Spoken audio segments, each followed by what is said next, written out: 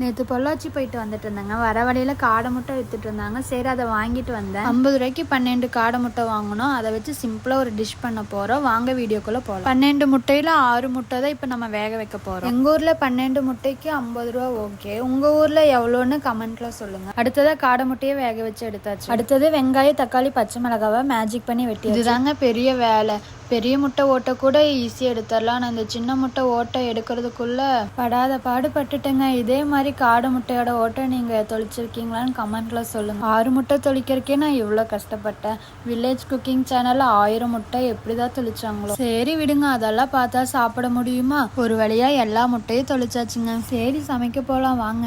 3 spoon எண்ணெய் ஊற்றி 1 spoon கடுகு போட்டு 1/2 ஸ்பூன் மிளகாத்தூள் போட்டு 6 முட்டையை போட்டு நல்லா ஃப்ரை பண்ணி எடுத்துக்கோங்க. ஃபஸ்ட்டு செகண்டாக பேன் எடுத்து எண்ணெய் ஊற்றி கருவேப்பிலை போட்டு, கருவேப்பிலையே வணக்கினது நாங்களாக தாங்க இருக்கும். அடுத்ததாக பச்சை மிளகாவும் வெங்காயம் போட்டு நல்லா வணக்கி எடுத்துக்கோங்க. அடுத்ததாக தக்காளியை போட்டு நல்லா வணக்கி எடுத்துக்கோங்க. உப்பு கொஞ்சம், கரம் மசாலா கொஞ்சம் சேர்த்திக்கோங்க. பாயில் பண்ணி வச்சுருந்த முட்டையை எடுத்து சேர்த்திக்கலாம். நான் அளவாக செய்கிறனால தண்ணி சேர்த்திக்கல. நீங்கள் அதிகமாக செய்கிற மாதிரி இருந்தால் 1 டம்ளர் தண்ணி சேர்த்திக்கோங்க. எண்ணெய் பிரிஞ்சு வந்த உடனே பெப்பரை தூவிட்டா காடை முட்டை கிரேவி ரெடி. பார்க்க சூப்பராக இருந்தால் சூப்பர்னு கமெண்ட் பண்ணுங்கள். இன்னும் சூப்பராக இருந்தால் இன்னும் சூப்பர்னு கமெண்ட் பண்ணுங்கள். அடுத்ததாக கொத்தமல்லியை வச்சு ஒரு டெக்கரேஷன் பண்ணியாச்சு. வாங்க சாப்பிட போகலாம். நான் ரசத்துக்கு தான் இந்த முட்டையை சைடிஷாக செஞ்சேன். உங்கள் வீட்டில் குழந்தைங்க யாராச்சும் இருந்தால் செஞ்சு கொடுங்க, நல்லா விரும்பி சாப்பிடுவாங்க.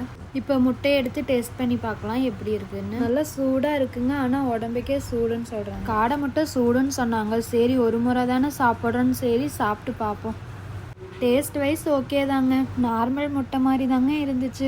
ஆனால் இந்த கிரேவியோடு சமைச்சு சாப்பிடும்போது கொஞ்சம் ஸ்பெஷலாக இருந்துச்சு. சரி, இந்த வீடியோ பிடிச்சிருந்தா லைக் பண்ணுங்கள், ஷேர் பண்ணுங்கள், கமெண்ட் பண்ணுங்கள். இதே மாதிரி வீடியோஸ் வரும். நெக்ஸ்ட்டு என்ன வீடியோ செய்யலான்னு கமெண்ட்டில் சொல்லுங்கள். Thank you so much. பாய்.